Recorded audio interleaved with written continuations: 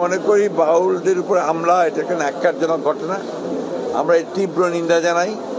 এটা ডেফিনেটলি বাংলাদেশের যে আবহমানের যে সংস্কৃতি, গ্রামীণ বাংলা সংস্কৃতি, আমাদের এই বাউল যারা, তারা বাংলাদেশের অলিতে মাঠে ঘাটে প্রান্তরে এই বাউল গান গেয়ে বেড়ায়, তাদের উপরে হামলাটা এটা একটা উগ্র ধর্মান্ধদের হামলা বলে আমি মনে করি। ইন্নাল হামদুলিল্লাহ ওয়াসসালাতু ওয়াসসালামু আলা রাসূলিল্লাহ আম্মা বাদ। বিএনপির হাবভাবে মনে হচ্ছে মুসলমানদের ভোটের তাদের কোনো প্রয়োজন নাই, বাউলদের ভোটেই এবার তারা চেলচেলিয়ে ক্ষমতার মসনদে বসে যাবে। তো সামনে নির্বাচন আসতেছে, আমরা দেখব মুসলমানদের ভোট ছাড়া বিএনপি কিভাবে ক্ষমতায় যায়।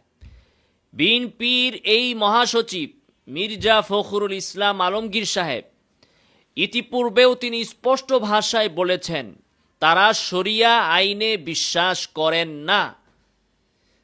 আর আজকে এই সময়ে এই মুহূর্তে এসে তিনি বাউলদের নির্লজ্জ পক্ষ অবলম্বন করে যেভাবে তাদের দালালিতে নেমে গেলেন এবং ধর্মপ্রাণ মুসলমানদের আবেগকে তিনি বৃদ্ধাঙ্গুলি দেখালেন, এর খেসারত আগামী নির্বাচনে বিএনপিকে দিতে হবে। তিনি বললেন যে বাউলদের উপর ন্যাক্কারজনক যে হামলা হয়েছে সেটার তিনি নিন্দা জানান।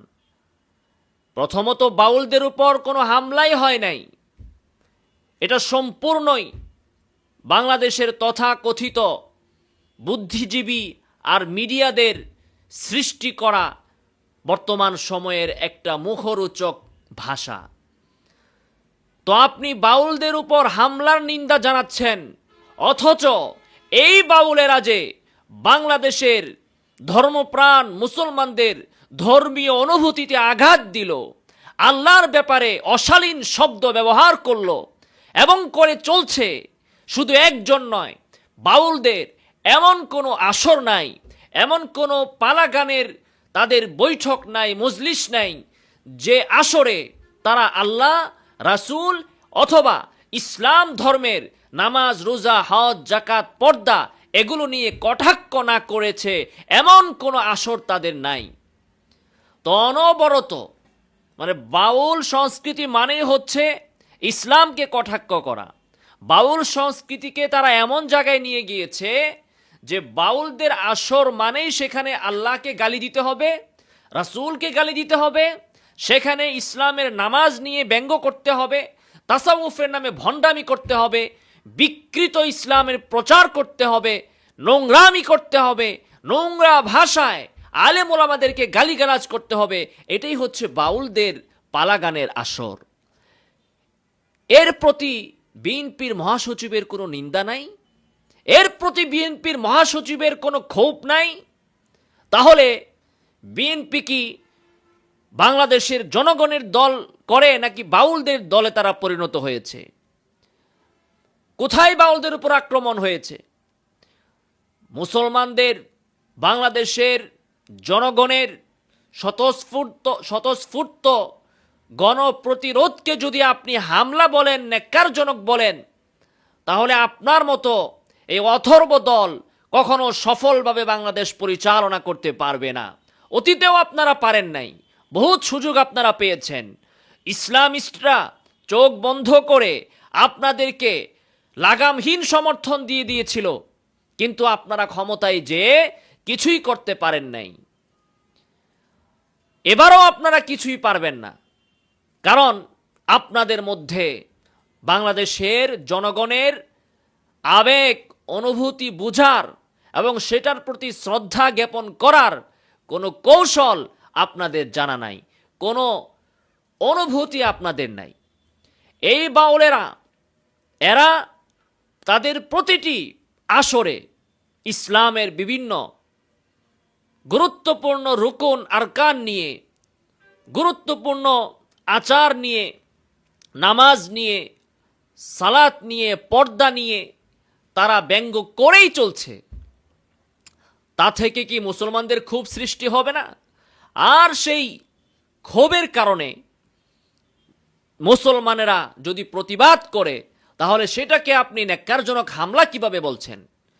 আজকে যে অপরাধী আবুল সরকার, সে আল্লাহর ব্যাপারে এই ধরনের জঘন্য কথা বলে আইনসঙ্গতভাবে তাকে যখন গ্রেফতার করা হয়েছে, সেই গ্রেফতারের বিরুদ্ধে আইন লঙ্ঘন করে বাউলরা যখন দেশের পরিস্থিতিকে, আইন শৃঙ্খলা পরিস্থিতিকে অবনীত করার চেষ্টা করছে, লঙ্ঘন করার চেষ্টা করছে, বিশৃঙ্খলা করার চেষ্টা করছে, তখন এর প্রতিবাদে আলেম ওলামা, ধর্মপ্রাণ মুসলমান তাওহীদি জনতা যদি রাস্তায় নামে, আর তাতে যদি বাউলরা গায়ে পড়ে পায়ে পাড়া দিয়ে ঝগড়া বাঁধিয়ে দেয়, সেই দোষ আপনি তাওহীদি জনতার উপর, জনসাধারণের উপর, গণপ্রতিরোধের উপর আপনি চাপিয়ে দিবেন। আওয়ামী লীগের আমলে হরতাল আপনারা কম করেন নাই, কম জ্বালাও পোড়াও আপনারা করেন নাই। যদি আল্লাহর ইজ্জত রক্ষার আন্দোলনকে আপনার দৃষ্টিতে হামলা বলেন, তাহলে আপনারা যে তত্ত্বাবধায়ক সরকার, এরপরে খালেদা জিয়ার মুক্তি, হ্যান ত্যান নিয়ে বিভিন্ন সময় বিভিন্ন আন্দোলন করেছেন, অরাজকতা করেছেন, বিশৃঙ্খলা করেছেন, বাংলাদেশের জনগণকে এত বোকা ভাববেন না। তাহলে সেগুলোর নিন্দা কে জানাবে? সেগুলোর নিন্দা কে জানাবে? শুধু আপনার নেত্রী আর আপনার দল আর আপনার ওই শুধু মানিজ্যত আছে, আর বাংলাদেশের জমিনে আল্লাহর কোনো মানিজ্যত নাই। আল্লাহকে যা তা আপনারা বলে বেড়াবেন, যা তা বাউলেরা বলে বেড়াবে, আর সেটার কোনো প্রতিরোধ প্রতিবাদ মুসলমানেরা করতে পারবে না।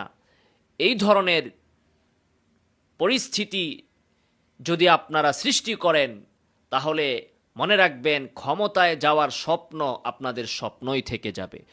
অতএব বিএনপির মহাসচিবের উচিত হবে অনতি বিলম্বে তার এই বক্তব্য প্রত্যাহার করা, জনগণের কাছে, মুসলমানদের কাছে নিঃশর্ত ক্ষমা চাওয়া, এবং এই সকল বাউলেরা যারা আল্লাহর বিরুদ্ধে বিষোদ্গার করেছে, কটূক্তি করেছে, তাদের মৃত্যুদণ্ড দাবি করা এবং এই প্রতিশ্রুতি দেওয়া যে ক্ষমতায় গেলে তারা এই ধরনের অপরাধীদের বিরুদ্ধে সুনির্দিষ্ট আইন প্রণয়ন করবে, তাহলেই কেবল মুসলমানদের উচিত হবে বিএনপিকে ভোট দেওয়া। অন্যথায় এই বিএনপি ক্ষমতায় গেলে ব্লাসফেমি আইন তো করবেই না, ক্ষমতায় যাওয়ার আগেই তারা আল্লাহ দ্রোহীদের প্রকাশ্য সমর্থনে তারা নেমেছে। ক্ষুধাদ্রোহীদের, আল্লাহ দ্রোহীদের সমর্থনে, দালালিতে তারা প্রকাশ্য বিবৃতি দিচ্ছে। আল্লাহর পক্ষে, আল্লাহর ইজ্জতের পক্ষে একটা শব্দও তারা বলছে না। এই বিএনপি ক্ষমতায় যে ইসলামের যে কতটা ভালো করবে, সেটা আমাদের এখন থেকে ভেবে দেখা উচিত। অতএব বাংলাদেশের মুসলমান যেন বারবার ধোঁকা না খায়। প্রয়োজনে মুসলমান যদি এমন দল খুঁজে না পায় যারা ক্ষমতায় যে ইসলামের পক্ষে কাজ করবে, তাহলে ভোট কেন্দ্রে না যাওয়া উচিত। যদি আল্লাহর ইজ্জতের পক্ষে বিবৃতি দেওয়ার মতো কোনো দল না থাকে বাংলাদেশে, বাউলদের বিপক্ষে, এই বেয়াদবদের বিপক্ষে কথা বলার মতো কোনো দল যদি বাংলাদেশে না থাকে, তাহলে বাংলাদেশের 14 কোটি মুসলমানের উচিত ভোট বর্জন করা, ভোট কেন্দ্রে না যাওয়া, অথবা না ভোট দিয়ে আসা। না ভোটের সিস্টেম থাকলে সেটাই করা উচিত। অবাক লাগে, আজকে জামায়াতে ইসলাম এরাও কোনো বিবৃতি দিল না। ইসলামী দলগুলো দলীয়ভাবে তারা জোরালো কোনো বক্তব্য রাখলো না এই বাউলদের বিপক্ষে, এই ক্ষুধাদ্রোহীদের বিপক্ষে।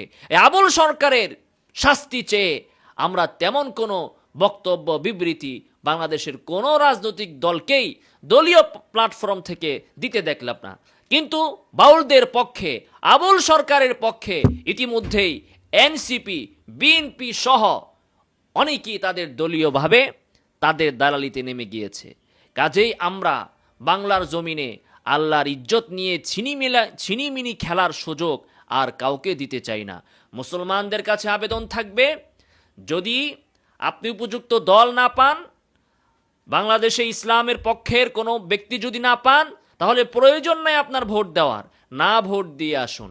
আল্লাহ সুবহানাহু ওয়া তাআলা আমাদেরকে দলের চেয়ে ইসলামকে প্রাধান্য দেওয়ার, দলীয় স্বার্থের চেয়ে ইসলামের স্বার্থকে বড় করে দেখার তৌফিক দান করুন। আমিন ওয়া আখিরু দাওয়ানা আলহামদুলিল্লাহি রাব্বিল আলামিন।